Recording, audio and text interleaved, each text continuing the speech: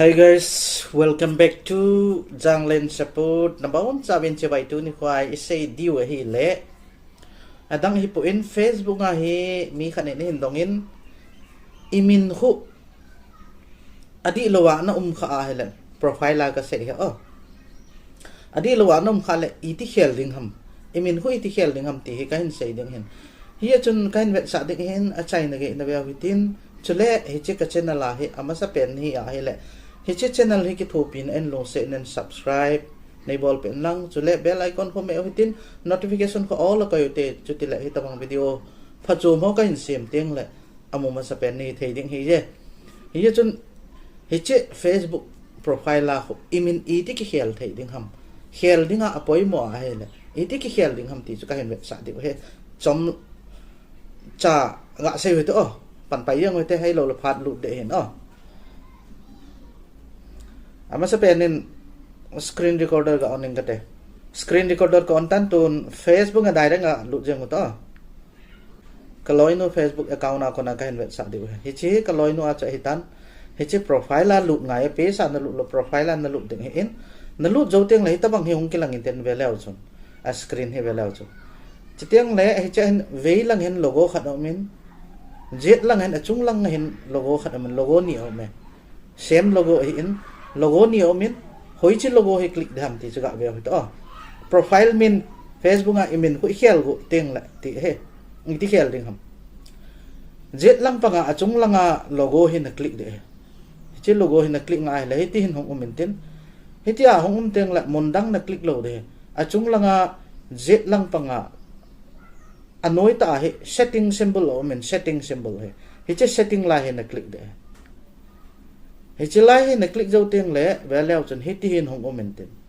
hi chi adang dang hi sei daw hi tin hoi lai chu khel tham chi pa chun direct nga lu no tin na profile o min aba na hi account o min account no yan ga ve leo chun account no in ve leo chun personal information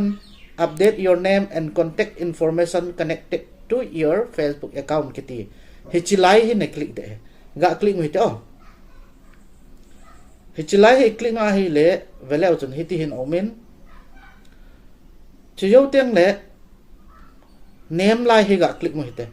name hi cha hin veleu chun thin long name akiti in hi chilai hi amin hi min lai ta hi ga click mo hi te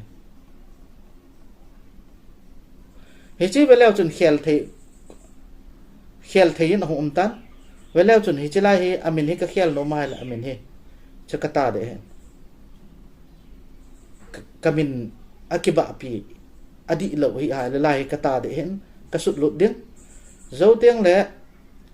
aba na middle name kiti he hwa middle name om ji pon surname kiti hi ipung min title isut ding hi chilai next ai ipung min isut ding isut zo teng le hi chilai hi veleu chun review change kiti lai hi e click di na hi chilai hi e click wa he le veleu chun cha hin preview your new name, choose how your name will appear. Facebook nga chun namin iti hung kilang dinga na deyam hita ba nga chu choose di hin la kay ma hin veleu chun amin hi kilang masadi abana hung min kilang dinga kisep ai in hi chibang mama hi chilai hai change na ball pa chu cha hi set na ball de to set this setting please enter your Facebook password at it hi chi change ka ball na dinga chu hi chilai hai password ka me lut de password na me lut ding na me lut zo teng le hi chilai hai set change si na me de Facebook nga na password chu na me lut ding na me lut zo teng le chilai hai set change si na me le khat bia dinga akichai hi yani min chu na khel ding hi hi chi chu hin om dan chu hang pia ka hin vet sa na hi win ye chun hi ta a hi Facebook nga min ho chu khel ding hi je ti chu ka hin sei do hin tin ke man ka khel lo hi bija ka khel lo ham te le adi na je chu ka khel lo hi in abol na ding dan ho chu ka hin vet sa zo ni ve a phai ti wa he le lok se nen na loi na pai he dinga na de ho ana for wa noi te na la ka ke pa chan chen la